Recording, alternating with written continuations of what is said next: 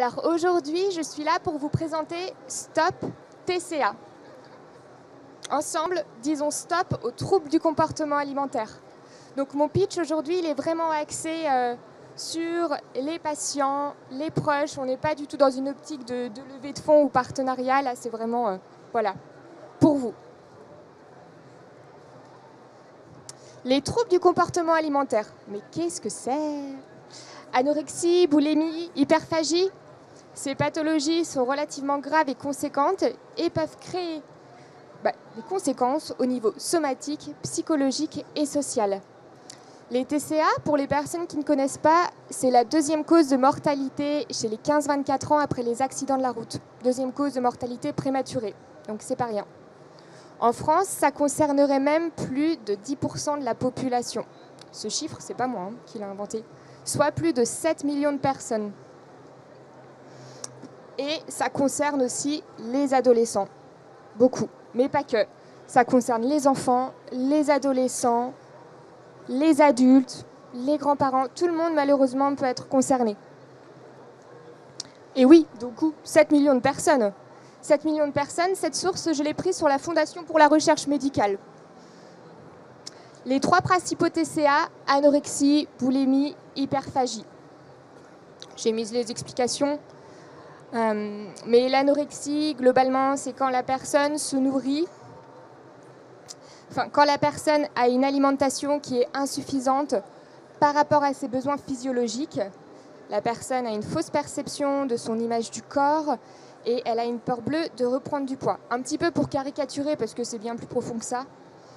La boulimie, quand une personne souffre de boulimie, elle va avoir tendance à manger de grosses quantités sous un laps de temps assez restreint. Et ensuite, il va y avoir des comportements compensatoires. Vomissements, prise de laxatifs, jeûne, sport à gogo. Et l'hyperphagie, eh bien là, c'est similaire à la boulimie dans le comportement premier. La personne va manger de grosses quantités dans un laps de temps très restreint et il ne va pas y avoir de comportement compensatoire. Et ensuite, il y a d'autres TCA. En fait, il y en a pléthore de TCA, malheureusement. C'est vrai que nous, on dit juste... Quand les personnes ne connaissent pas, elles disent « Ah oui, anorexie ». Mais il y a le pical, le méricisme, la bigorexie. Vraiment plein. Les causes, en fait, malheureusement, quand on souffre de TCA, c'est pas on va chez le docteur, on prend une pilule, on va mieux. C'est pas comme si on a la grippe, hop, un petit médicament. Les causes sont multiples. Facteurs biologiques, génétiques, facteurs culturels, environnementaux, facteurs développementaux aussi à l'adolescence, la manière dont les émotions sont gérées dans la sphère familiale. Et les conséquences peuvent être vraiment graves. Le TCA, c'est un vrai rouleau compresseur. Ça a un impact aussi bien sur l'aspect somatique, psychologique et social. Les problématiques dans les TCA, c'est que 50% des personnes, elles n'auront jamais accès à des soins. 30% des adolescents sont régulièrement concernés, 30% c'est pas rien. Il y a encore trop peu de professionnels qui sont formés au TCA. Les TCA, ce sont des troubles mentaux qui demandent une réelle expertise. Les proches sont mis de côté. La plupart du temps, ce sont des consultations en libéral, donc les prix sont trop élevés. Il y a également beaucoup d'attentes pour avoir accès à des soins dans des cliniques, dans des hôpitaux, dans des services spécialisés. Et c'est vrai que souvent, les personnes qui sont concernées par les TCA, aussi bien les proches que les patients, elles se sentent seules et démunies. Et moi, who am I? Je suis Céline, du coup la fondatrice de la plateforme Stop TCA. J'ai un background management hôtelier et j'ai fondé la plateforme puisque je suis moi-même une ancienne patiente. Les TCA, je connais malheureusement trop bien. J'en ai souffert pendant plus de 15 ans. Et une fois guérie, je me suis dit, ok Céline, à ton tour d'apporter ta pierre à l'édifice.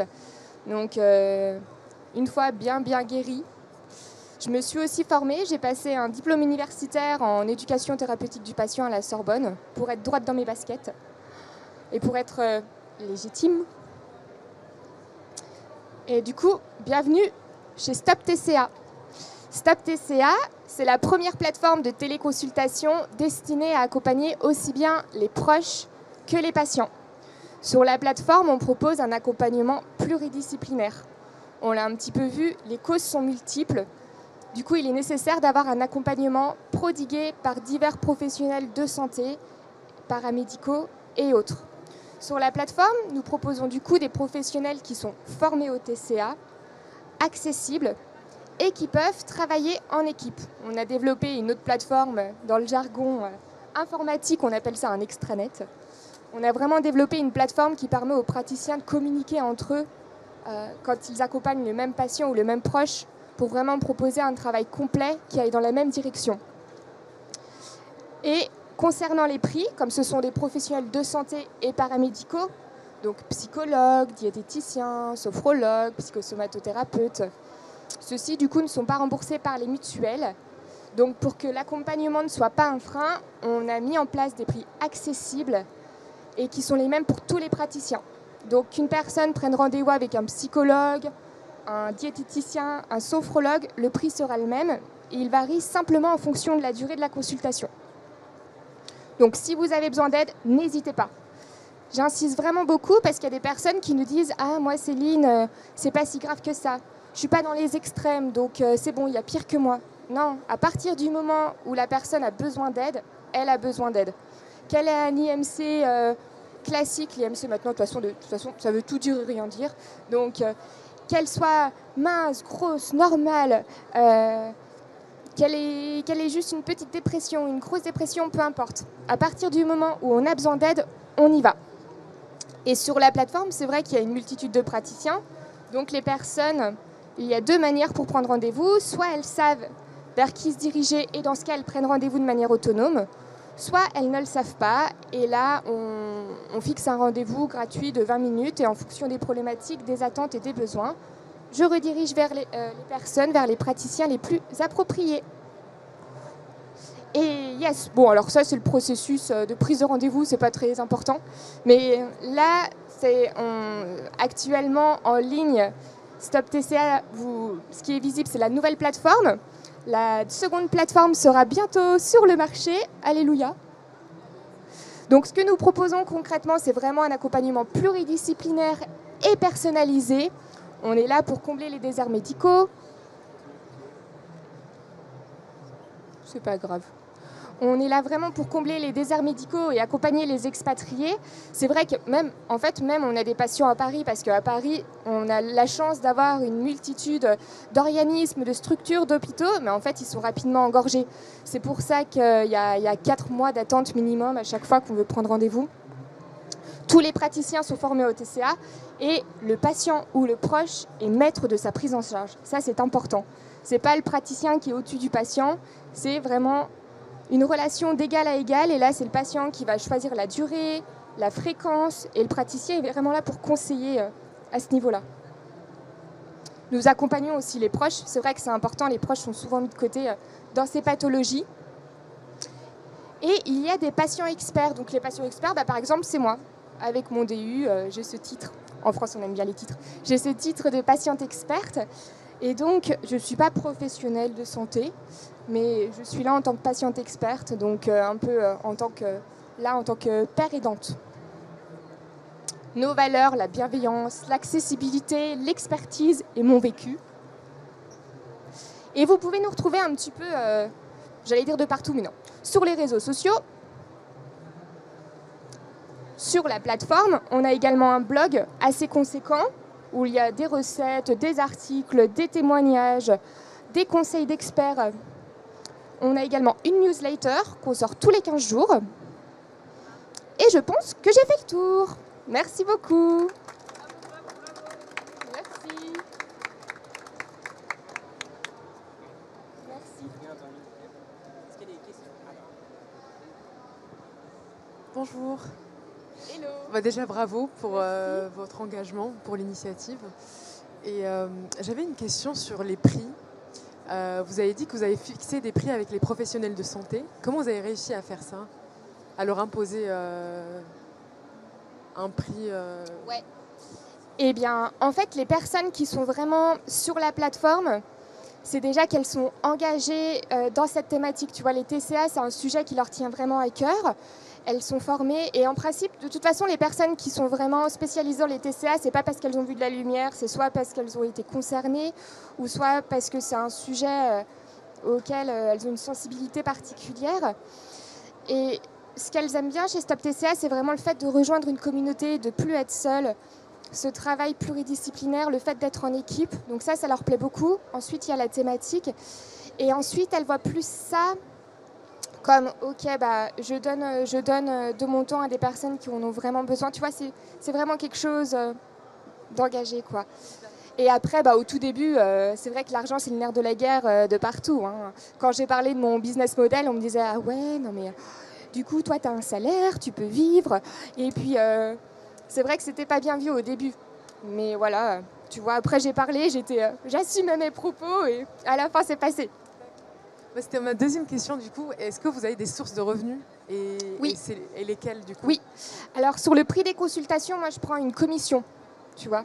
C'est comme ça que je me rémunère. D'accord. Merci beaucoup. Bravo. Merci. Je vais continuer sur le modèle économique. Alors, du coup, la plateforme, elle existe depuis combien de temps maintenant? 2 years. Bravo. Merci. Et du coup, combien de personnes viennent sur la plateforme? Où est-ce qu'on en est de l'évolution de la structuration? Voilà, qu'on voit que c'est bien concret et que ça fonctionne bien. Oui. Alors, on n'a encore pas une start-up licorne, mais on a plus de 2000 visites tous les mois, tu vois, sur le site. En 2 ans, on a accompagné plus de 450-500 personnes. Et du coup, la direction, c'est ça qu'on veut prendre, c'est vraiment d'être la plateforme référente dans les TCA. Donc là, on est en train de développer la 2e version, on est en train de recruter plus de praticiens, d'accentuer sur la communication, de rechercher des partenaires, tu vois, et des choses comme ça. Justement, les partenaires, quel type de partenaires? Eh bien, on commence à creuser les mutuelles, avec la 2e version qui sera beaucoup plus ergonomique, professionnelle, assumée. Les influenceurs, mais pas les influenceurs qui nous vendent des produits... Non, j'allais dire un truc que je devrais pas. Enfin, des influenceurs qui sont éthiques et sains. Les écoles de diététiciens, enfin les écoles de professionnels de santé, les assos étudiantes, les écoles aussi, collèges, lycées dans lesquels on intervient pour faire de la sensibilisation. Voilà un petit peu... Après, les structures, malheureusement, type hôpitaux, c'est vrai que nous, comme on est une société, il y a un petit peu ce gap entre secteur public et secteur privé qui fait que pour le moment, j'ai encore pas trouvé la porte d'entrée pour qu'on travaille main dans la main. J'ai une dernière question, parce que peut-être qu'il y en a d'autres qui ont envie de la poser. J'utilise Doctolib aujourd'hui et j'aimerais bien trouver vos services sur Doctolib. Parce que c'est la plateforme quand même qui, en termes d'usage, Yes. Je parle de mon usage à moi. Maman. Si je veux trouver une réponse enrichie, est-ce que, je ne sais pas, demain, je pourrais trouver ma réponse de ce que vous proposez dans Doctolib? Non. Non, nous, on est vraiment unique et axé sur les troubles du comportement alimentaire. Il y a cette plateforme qui s'appelle l'Extranet, développée pour les praticiens, qui leur permet vraiment de travailler en équipe. Les prix aussi, on est très accessible du coup en termes de géolocalisation, comme c'est de la téléconsultation, et en termes de laps de temps. Enfin, là, si tu vas sur la plateforme, tu peux prendre rendez-vous demain ou après-demain. Donc, toutes ces raisons font qu'on est, une plateforme similaire à Doctolib, mais on n'est pas Doctolib. Non, mais vous apportez quelque chose de plus à Doctolib, je trouve. Voilà, c'est ça. Mm-mm. Merci. De rien.